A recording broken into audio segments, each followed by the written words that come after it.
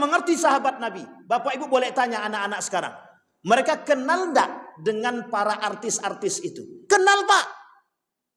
Anak kecil kenal. Karena apa? Karena pengaruh HP tadi. Tapi sekarang coba kita kenalkan. Kenal enggak mereka dengan sahabat-sahabat Nabi yang 200 lebih itu? Enggak usah 200. 50 orang saja. Enggak usah 50 orang. 30 orang saja sahabat Nabi. Enggak usah anak-anak, bapak-bapak. Kita tanya bapak-bapak. Sudah sering kita mengaji. Sekarang saya tanya. Di masjid mana yang kajian para sahabat itu ada? Selain daripada 10 sahabat Nabi as-sabiqun al-awwalun. Cari. Kita berusaha untuk tidak mengenalkan mereka. Karena apa? Kajian para sahabat tidak banyak kita kaji. Tapi anak-anak sekarang sudah mengenal para public figure itu. Sekalipun mereka dengan agamanya tidak bagus. Mohon maaf. Mereka berpakaian tapi telanjang.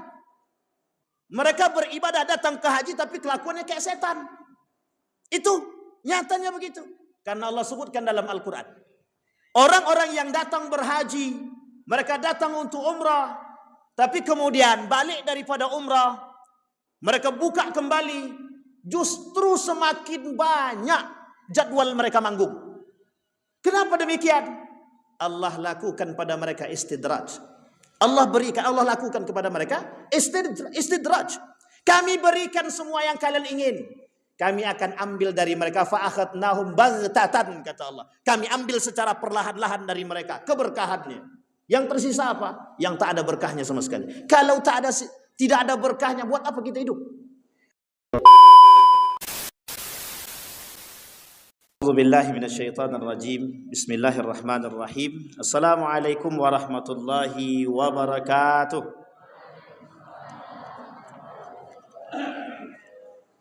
Alhamdulillahi rabbil alamin. Alhamdulillahilladzi an'ama bi ni'matil iman wal islam bihima tatimmus salihat. Asyhadu an la ilaha illallah wahdahu la syarika lah wa asyhadu anna Muhammadan abduhu wa rasuluh la nabiyya ba'd. Puji syukur kehadirat Allah atas limpahan rahmat dengan mengucapkan alhamdulillahirabbil alamin. Berselawat kepada Nabi dengan mengucapkan Allahumma salli ala Muhammad wa ala ali Muhammad fil alamin innaka Hamidum Majid.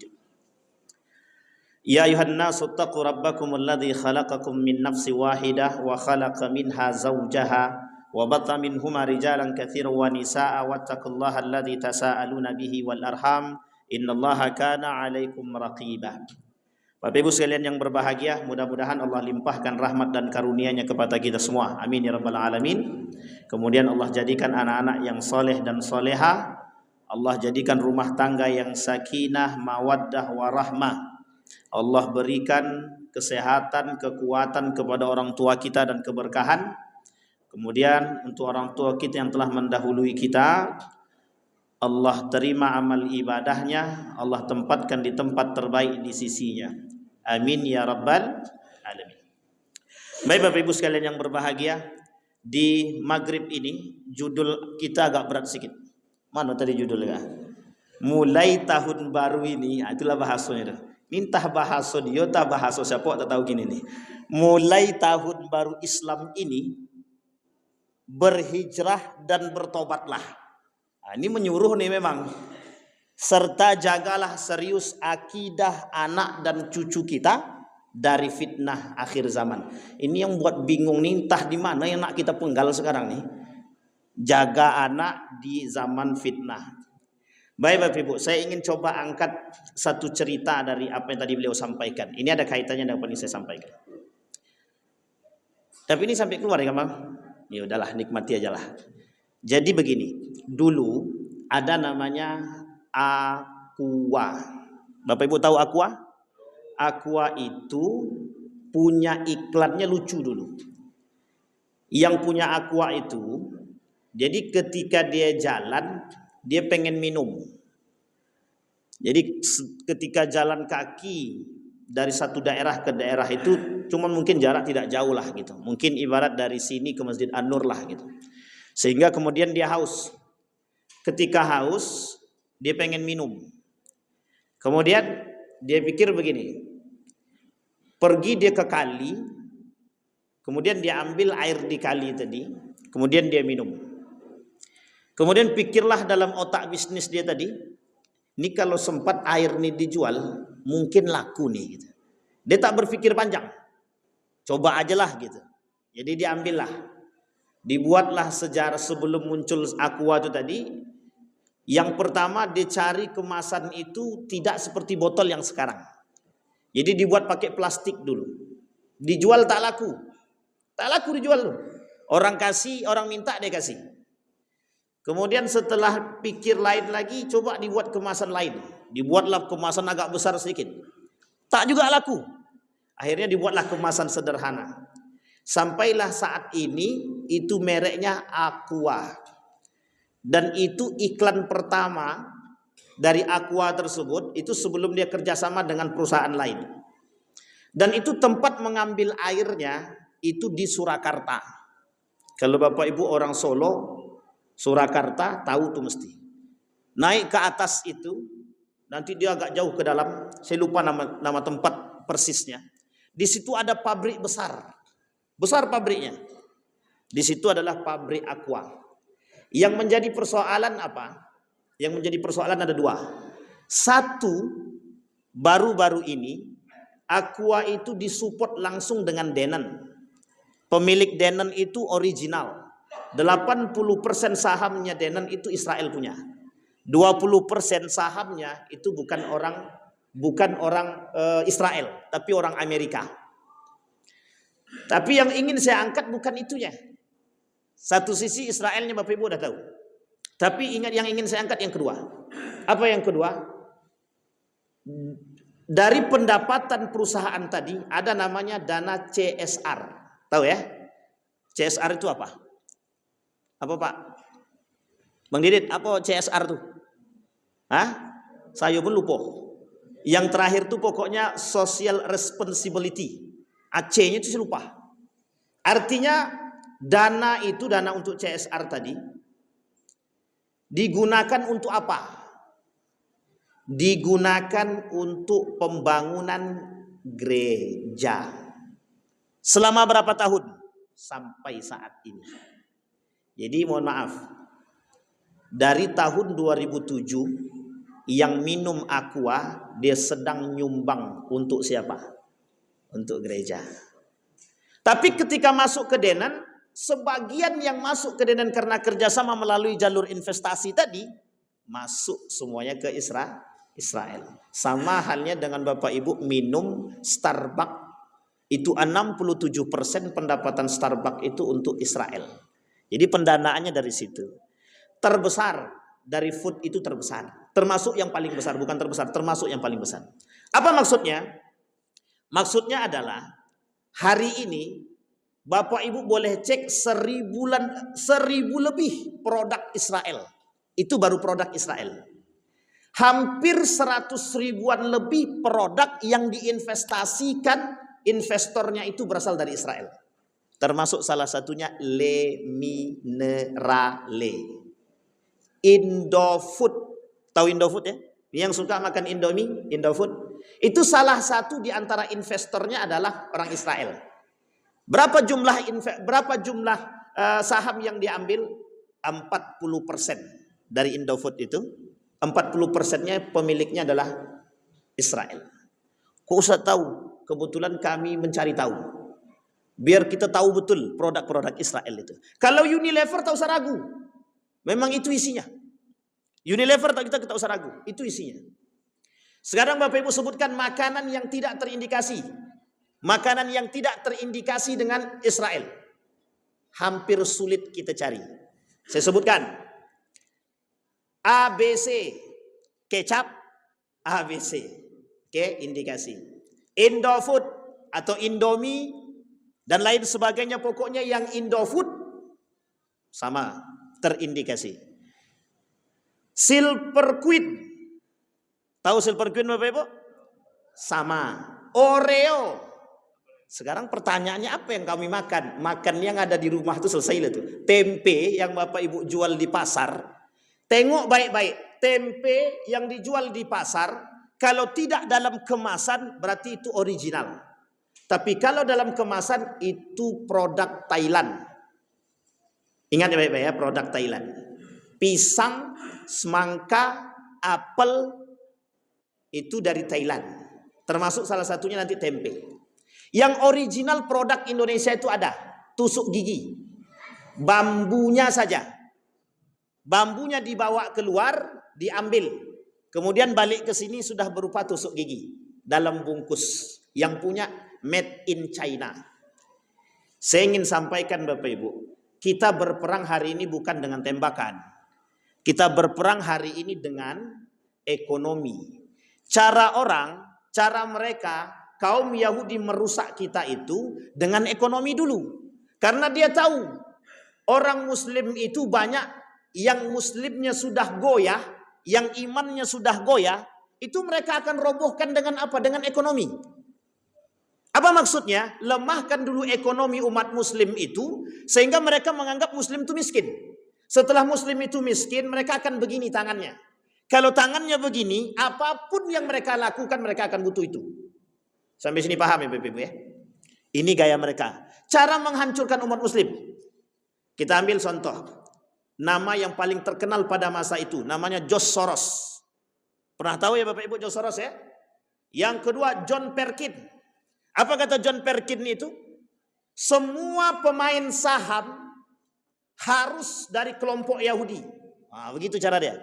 Sehingga dia sebarkan tuh sampai ke Indonesia. Jadi pemain-pemain saham itu dulu orang Yahudi. Disampaikan oleh John Perkins dalam videonya. Kemudian John Perkins setelah itu dikeluarkan dari organisasi Yahudi tersebut. Disandra, tidak boleh lagi. Siapa pelakunya? John Perkins itu sendiri. Karena John Perkins itulah yang kemudian disuruh datang ke Indonesia untuk pertama sekali memulai permainan saham. Nah, sampailah saat ini Bapak Ibu, itu bukan jahiliyah lagi, itu jariyatus suq namanya. Sampai saat ini orang banyak main itu. Nah, tapi masalahnya sekarang sudah ada saham syariah. Nah, itu pandai-pandailah, pandai-pandai aja menerpa. Jadi Bapak Ibu, cara mereka merusak kita begitu. Kelak kata Nabi di akhir zaman tuh begini. Yusaku alaikumul umam antada alaikumul umam.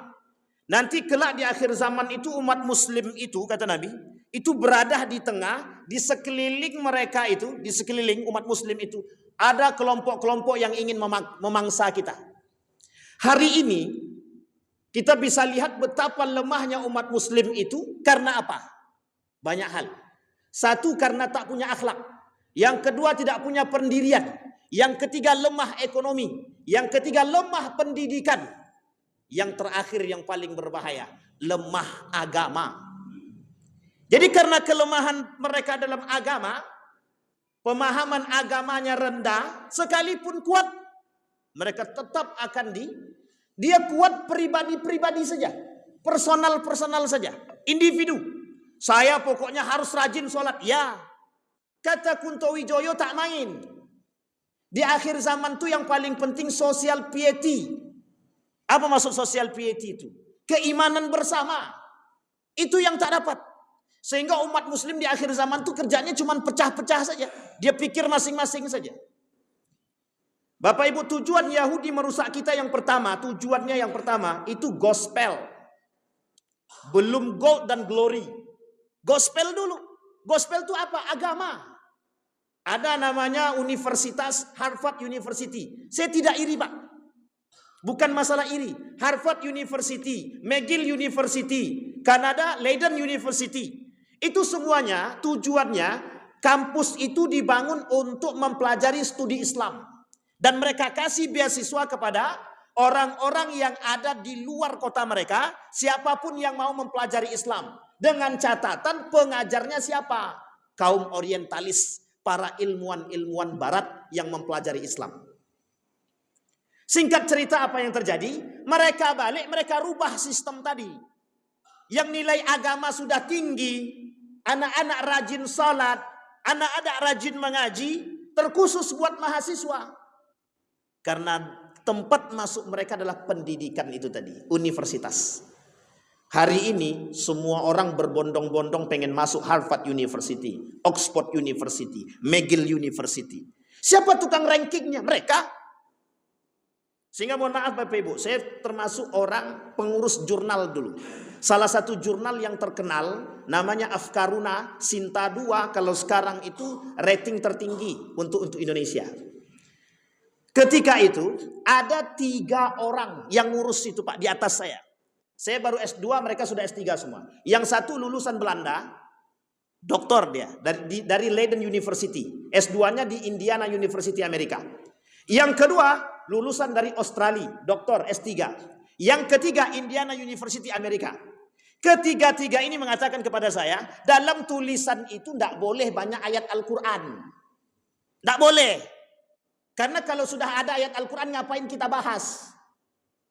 Saya waktu itu ada satu tulisan yang sangat bagus menurut saya pertahankan Pak, karena saya sendirian waktu itu. Saya pertahankan. Karena tulisan itu datang kalau saya tak salah dari dosen yang berasal dari Gontor ketika itu. Saya bilang ini tulisan bagus untuk mengkanter pemikiran-pemikiran liberal, saya bilang. Pemikiran-pemikiran yang rusak, yang menjauhkan nilai-nilai agama dari masyarakat. Apa kata dia? Enggak. Pokoknya enggak bisa. Jadi Bapak Ibu cara mereka bermain. Itu kampus-kampus sana Pak, lulusan dari sana semua. 3 orang itu. Itu saya rasakan sendiri. Jadi begitu cara mereka. Tapi masalahnya adalah orang-orang 3 ini itu dapat beasiswa. Dari mana? Dari luar Pak. Ada 2 organisasi yang saya sebutkan ini itu sangat terkenal. Yang pertama Toronto Foundation, yang kedua Asia Foundation. 2 ini itu selalu memberikan bantuan beasiswa untuk pendidikan. Ingat, kedua-dua ini adalah organisasi yang cukup baik untuk merusak sistem agama Islam. Karena mereka memang jor-joran tuh Pak. Singkat cerita apa kata guru saya ketika beliau setelah selesai dari Amerika itu, dari Belanda itu, beliau dapatkan beasiswa. Apa kata beliau? Dalam perkataan beliau, entah menyesal kita tidak tahu. Yang penting dia bilang begini. Ternyata beasiswa yang saya dapat itu tidak lebih dari 0, sekian persen yang mereka ambil dari privat. Bapak Ibu tahu? Privat berapa pendapatannya dan harus sampai ke tangan mereka berapa? Yang diberikan kepada kita, kata dia, tidak sampai 0, sekian persen. Sampai di sini paham Bapak Ibu ya? Cara merusak gitu. Jadi ekonomi mereka main dulu. Setelah ekonomi mereka kuat, ekonomi mereka baru mereka gerogoti kita. Mereka iming-iminglah kita dengan duit. Mereka iming-iminglah kita dengan beasiswa. Uniknya lagi adalah karena orang yang tak kuat iman tadi mudah terjerumus. Kita ambil contoh 2006, 2010 gempa dan Gunung Merapi. Satu kardus mie goreng bisa merubah akidah. Ini sudah sering kita sampaikan di mana-mana biar kita semua tahu. Sama itu yang terjadi. Dulu mohon maaf ada namanya FPI. Sekarang tak ada lagi, sudah ditutup. Mungkin hatinya masih ada. Apa yang dilakukan oleh mereka? Itu cepat-cepatan. Dengan siapa? Mohon maaf, dengan misionaris. Cepat-cepatan. Setiap ada gempa, mereka cepat-cepatan. Mana yang paling cepat? Kalau terlambat kita, 1 jam saja kita terlambat, maka mohon maaf, seperti terjadi di Aceh. Tidak sedikit yang keluar dari Islam ketika itu. Karena apa? Bantuan datang dari non-muslim. You mau makan? Silahkan. Rubah akidahmu. Katakan bahwa engkau keluar daripada Islam. Atau kau mau ikut agama kami, silahkan. Kami kasih. Kalau tak mau, tak usah. Coba bayangkan. Hari ini kita umat muslim memberi makan kepada siapa yang mau kita kasih, kita kasih. Baik muslim dia atau non-muslim kita kasih. Betul atau tak betul? Udah nampak dia mau mati kelaparan, mau muslim kayak mau non-muslim kita kasih. Kalau dulu tidak, tahun 2006 kita tahu betul. Bahkan tahun 2010 itu kita merasakan betul. Betapa kuatnya goncangan keimanan ketika itu. Banyak yang merubah akidah di Yogyakarta. Bapak-bapak yang ada dari Yogyakarta mesti tahu. Bantul. Kemudian atas Kaliurang. Masya Allah saya bilang. Hanya karena apa? Karena takut tak makan akidah berubah. Akhirnya mohon maaf, mereka mencoba untuk yang penting kami bisa makan, terserahlah. Berubahlah akidah itu. Hampir setengah daripada kampung tersebut keluar daripada Islam. Untuk hanya sekedar satu bungkus mie rebus, satu kardus mie rebus. Tapi pilihan mereka salahkah? Mungkin ketika itu tak salah. Kenapa begitu? Kemana umat muslim? Umat muslim kemana? Karena ketika itu yang membantu tidak ada non-muslim, tidak ada umat muslim. Hanya terlambat 1 jam, datanglah kemudian teman-teman Laskar Jihad dan FPI untuk memberikan bantuan. Setelah itu baru datang bantuan yang lain. Sudah keburu apa Pak? Sudah keburu keluar daripada Islam, akidah. Ini masalah akidah Pak. Maka masalah akhir zaman itu masalah akidah. Masalah akhir zaman itu masalah tauhid. Bagaimana memposisikan diri kita kuat dengan keimanan kita. Mampukah kita bertahan? Ini pertanyaan paling besar Pak. Mampukah kita bertahan di zaman yang penuh fitnah? Karena semua di zaman fitnah itu khadda'at, tipu daya. Tidak ada yang tidak. Semua tipu daya. Yang benar disalahkan sudah kita sampaikan. Yang salah dibetulkan, yang halal diharamkan. Apa kata Nabi? Tahrimul halal wa tahlilul haram. Ahalla harama wa harrama halala. Sulit Pak. Kita ambil contoh dari makanan yang tadi kita sampaikan. Bapak Ibu mau tahu kuaci itu ada unsur minyak babi. Sehingga diharamkan. Dulu ada nama roti Brittok yang sampai saat ini roti itu masih ada. Dicabut oleh MUI label halalnya. Apa alasannya dicabut? Karena ada unsur-unsur yang tidak sesuai dengan kriteria kehalalan Majelis Ulama Indonesia. Tapi yang makan pakai kerudung, yang makan celana panjang, yang makan berjenggot. Apa maksudnya? Umat muslim. Saking banyaknya umat muslim yang tak perhatian dengan keislaman. La yabqal Islam illa ismuh, wa la yabqal Quran illa rasmuh. Itu kata Nabi. Saya tak mau mengkait-kaitkan dengan akhir zaman, Bapak sendiri yang mengkaitkan. Bagaimana hari ini kita dihadapkan dengan kondisi yang demikian? Coba bayangkan, andai anak kita tidak mengerti Al-Quran, tidak mengerti akidah, tidak mengerti sahabat Nabi. Bapak Ibu boleh tanya anak-anak sekarang.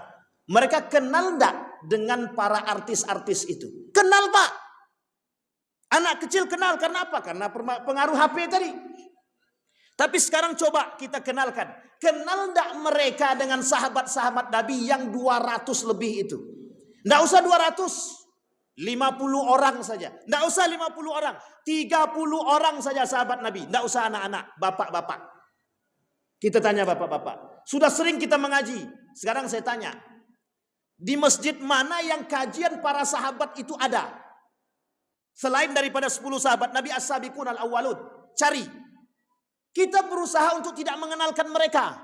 Karena apa? Kajian para sahabat tidak banyak kita kaji. Tapi anak-anak sekarang sudah mengenal para public figure itu. Sekalipun mereka dengan agamanya tidak bagus. Mohon maaf. Mereka berpakaian tapi telanjang. Mereka beribadah datang ke haji tapi kelakuannya kayak setan.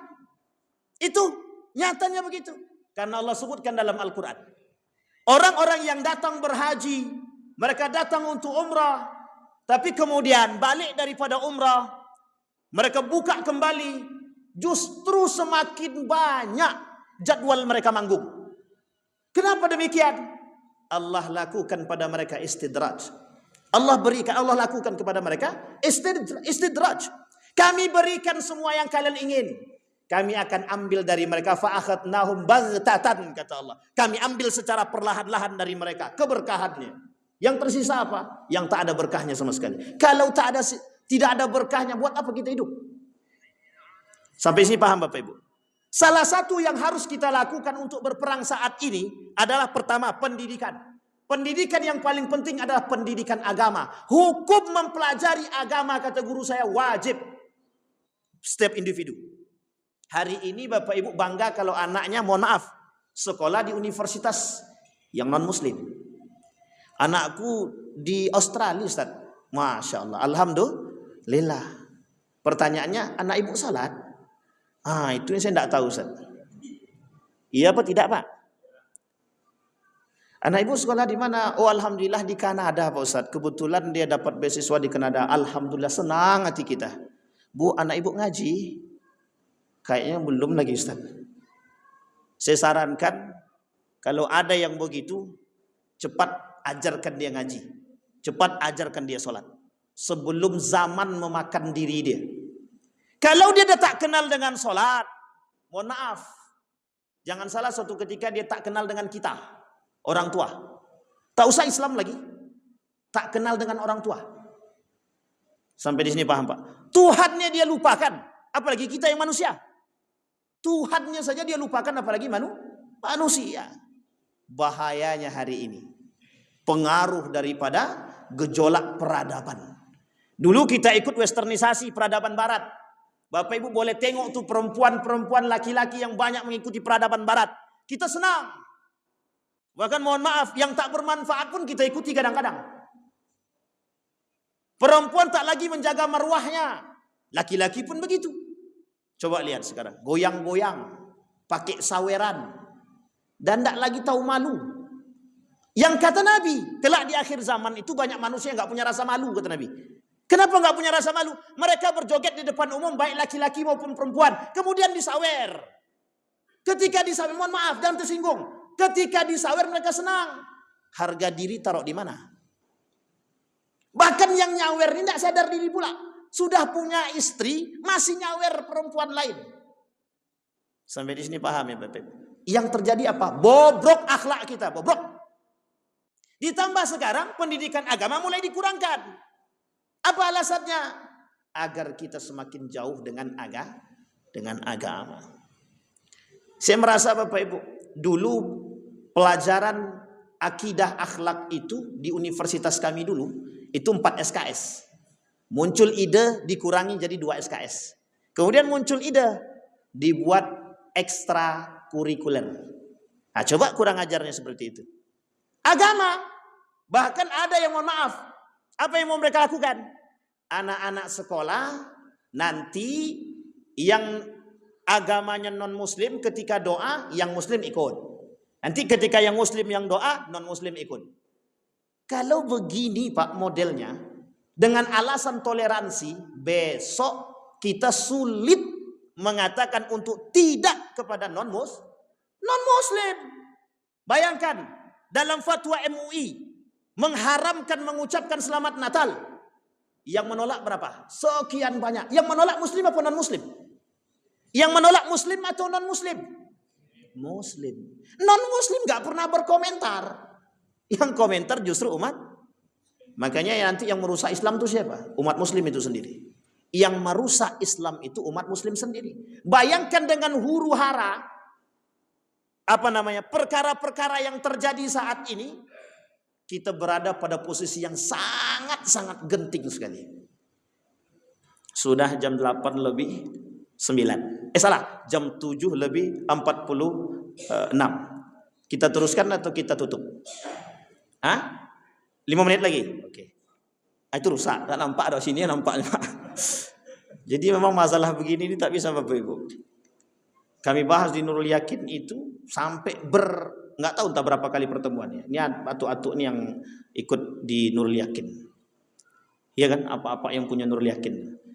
Bayangkan Bapak Ibu, perkara ini tidak sulit Bapak Ibu. Bukan tidak sulit, tidak mudah bagi kita. Bahkan di kondisi yang begitu terjepitnya kita hari ini, kalau bahasa kaminya, bernapas pun susah sekarang. Apa yang mau kita buat? Berkata baik, berkata benar kita susah. Berkata salah, ya susah juga. Sekarang apa yang harus kita lakukan? Berdiam diri. Begitukah? Kalau kita berdiam diri, ya makin diinjak kita. Makanya mohon maaf, ketika ada air ini, umat muslim punya satu masjid punya gerakan pemberdayaan ekonomi. Oh, itu sangat baik sekali Pak. Sangat baik. Terlepas dari meminta-minta. Itu yang tidak diinginkan. Tapi sebenarnya yang punya perhatian kepada masjid siapa? Jangan pernah mengatakan ketika masjid datang ke rumah meminta untuk masjid, kemudian kita katakan tidak ada jalan lain selain kalian meminta. Itu orang tidak punya iman. Kenapa? Yang punya perhatian terhadap masjid itu adalah semua umat muslim. Bukan satu orang, bukan pengurus masjid. Sampai di sini paham ya Bapak Ibu? Kalau kita tak kembali kepada masjid, kita mau kembali kemana? Satu-satunya tempat yang paling aman saat ini adalah masjid. Yang belum dimasukin. Itu pun sudah mulai masuk orang. Sampai sini paham Bapak Ibu ya? Kenapa saya katakan masjid? Satu-satunya sentral Ka'batul Qusat untuk membentuk generasi yang baik itu perlu masjid. Kalaulah masjid sudah tidak ada atau masjid sudah tidak berfungsi, bisa kita pastikan kampung tersebut tinggal nunggu saja. Tinggal tunggu tanggal mainnya kapan hancurnya. Hancur dari segi apa? Dari segi akidah. Hancur dari segi apa? Dari segi akhlak. Hancur dari segi apa? Pendidikan. Yang lain itu terserah. Tapi yang tiga ini dulu. Kalau tiga ini bobrok Bapak Ibu, maka mohon maaf, kita bisa dipastikan tidak akan pernah selamat di akhir zaman. Tak akan. Dajjal itu pinter. Lebih pintar daripada profesor yang saat ini paling pintar. Ada namanya Albert Einstein. Terkenal dengan kejeniusannya. Itu nanti Dajjal itu lebih jenius daripada dia. Dia tunjuk atas turun hujan. Dia empaskan kaki keluar air. Dia di mana dia turun? Di kota Pekanbaru misal dia turun. Itu orang-orang yang berada di sekeliling Pekanbaru, di pedalaman-pedalaman itu datang. Hanya untuk mencari Dajjal. Ngapain? Minta didoakan. Sama siapa? Sama Dajjal. Perkataan Dajjal bisa menghipnotis umat muslim ketika itu. Sehingga mohon maaf, yang selamat hanyalah mereka yang dekat dengan Allah. Mereka yang imannya terpaut kepada Allah. Yang hatinya selalu membaca Al-Quran dan mulutnya selalu basah dengan Al-Quran. Hanya orang-orang itu Bapak Ibu. Sisanya orang-orang munafik yang kemudian berdekatan kepada Dajjal. Meminta sesuatu daripada Dajjal. Bayangkan Bapak Ibu, hari ini kita dihadapkan dengan kondisi, mohon maaf, Dajjal belum datang. Tapi manusia-manusia yang bersifat Dajjal sudah banyak. Sayati 'alan nasi dajjaluna kadzabun. Kelak di akhir zaman kata Nabi, akan datang pada umatku itu dajjaluna kadzabun, manusia yang bersifat-sifat dajjal. Siapa mereka? Pendusta semua. Para pendusta. Perkataan mereka bisa menyihir setiap orang. Orang-orang yang tak beriman terpedaya dengan kalimatnya. Makanya Allah sebutkan dalam Al-Quran itu, wa minan nasi man yu'jibuka qauluhu fil hayatid dunya. Nah, sekarang pertanyaannya adalah, dengan kondisi yang serba carut-marut saat ini, bagaimana kita sebagai seorang muslim harus bertahan? Yang pertama, kuatkan pendidikan akidah kepada anak kita. Yang kedua, pendidikan akhlak. Yang ketiga, jauhkan mereka dari media. Yang keempat, tentukan tempat terbaik bagi mereka. Baik untuk pendidikan mereka, untuk lingkungan mereka. Yang kelima, ajak terus mereka ke masjid. Biar mereka nangis. Lebih baik kita nangis sekarang daripada nanti. Hari ini mereka nangis, tidak apa-apa. Nah, yuk datang ke masjid. Yuk sholat subuh, tidak apa-apa Pak. Biarlah mereka nangis. Tapi nanti kelak di akhir, kita bisa tersenyum. Kita tak menyesal. Hari ini kita yang mengerti agama, mohon maaf, mereka yang mempelajari agama, 20 tahun yang akan datang, mohon maaf, ketika mereka sudah tiada. Siapa generasi yang akan kemudian menjadi penolong kita? Tak ada. Maka di akhir zaman kata Nabi, itu carut marut Pak. Apa yang saya sebut dengan carut marut tadi? Isi zaman itu sudah tidak lagi stabil. Dan ini bukan perkataan saya.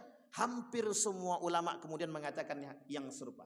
Ketika Syekh Saleh Fauzan ditanya tentang prahara akhir zaman, Syekh Mutawalli Sya'rawi ditanya tentang akhir zaman, beliau mengatakan nastaghfirullah, kita bertobat kepada Allah dan kita berlindung kepada Allah. Na'udzubillah, kita berlindung kepada Allah katanya. Makanya ada doa di tasyahud akhir itu kan kita selalu berdoa, ya Allah jauhkan kami dari azab neraka jahannam, fitnah mahya wal mamat wa fitnati syahr min fitnati syahri mahya dajjal. Coba bayangkan. Pertama, kita berdoa agar dijauhkan dari azab api neraka jahanam. Karena apa? Karena memang isinya di akhir zaman itu manusia-manusia munafik, yang manusia-manusia munafik itu kelak penghuni neraka jahanam. Nauzubillahi min dzalik. Yang kedua, kita berdoa ya Allah fitnah kehidupan. Yang ketiga, fitnah kematian. Fitnah kehidupan itu apa? Semua yang kita lihat sehari ini. Hubbud dunia, cinta dunia. Kemudian fitnah tu syubhat. Semua fitnah-fitnah syubhat. Kita melihat dengan mata kepala kita hari ini, kondisi-kondisi kita hari ini.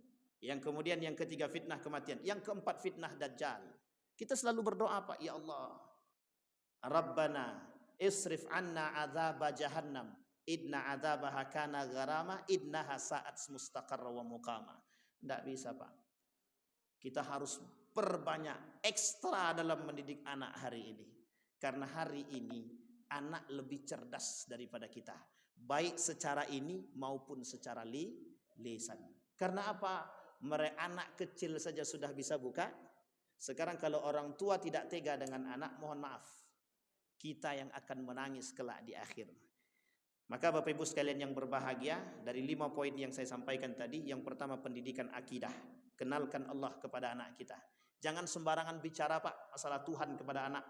Kenalkan mereka akidah. Nak, kalau bukan karena Allah engkau tidak akan cerdas. Nak, kalau bukan karena Allah engkau tidak akan bodoh. Percayalah kepada Allah. Itu yang pertama. Pendidikan akidah penting. Yang kedua pendidikan akhlak. Ingat anak-anak kita hari ini pergaulannya terlalu bebas. Maka jaga anak-anak kita. Jangan sampai terlalu bebas dalam bergaul. Yang ketiga pendidikan agama. Karena hukum menuntut ilmu agama wajib. Ilmu yang lain itu sunnah saja. Kalaupun tak ada baru hukumnya wajib. Maka kemudian kita harus memberikan pendidikan agama. Dan kemudian yang keempat, berikan lingkungan yang baik. Yang kelima, jauhkan mereka dari media. Saya kira itu saja. Mudah-mudahan bermanfaat. Mudah-mudahan lain waktu kita sambung. Mudah-mudahan ada baiknya bagi kita semua. Sehingga kita terjaga daripada fitnah akhir zaman. Fitnah kehidupan. Dan kelak kita menjadi orang-orang yang ditempatkan oleh Allah di tempat terbaik, dan insya Allah kita termasuk orang-orang yang beruntung. Amin ya rabbal alamin. Fa'tabiru ya ulil absar la'allakum tuflihun. Assalamualaikum warahmatullahi wabarakatuh.